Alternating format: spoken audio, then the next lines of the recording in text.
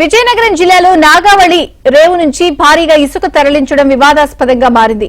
వంగర మండలం ఓనె అగ్రహారం నాగావళి నది రేవు నుంచి తరలిస్తున్న ఇసుక లోడ్తో వెళ్తున్న లారీలను ముగ్గురు గ్రామస్తులు అడ్డుకున్నారు. 10 రోజులుగా రాత్రి పగలు తేడా లేకుండా ఇసుకను తరలిస్తున్నారని, దీనివల్ల తమ గ్రామంలో సీసీ రోడ్లు, డ్రైనేజీలు, కల్వర్ట్లు పూర్తిగా దెబ్బతింటున్నాయని స్థానికులు ఆరోపించారు.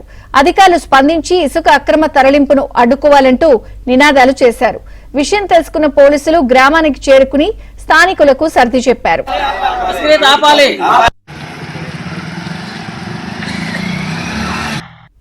మారింది. వంగర మండలం ఓనె అగ్రహారం నాగావళి నది రేవు నుంచి తరలిస్తున్న ఇసుక లోడ్తో వెళ్తున్న లారీలను ముగ్గురు గ్రామస్తులు అడ్డుకున్నారు. 10 రోజులుగా రాత్రి పగలు తేడా లేకుండా ఇసుకను తరలిస్తున్నారని, దీనివల్ల తమ గ్రామంలో సీసీ రోడ్లు, డ్రైనేజీలు, కల్వర్ట్లు పూర్తిగా దెబ్బతింటున్నాయని స్థానికులు ఆరోపించారు.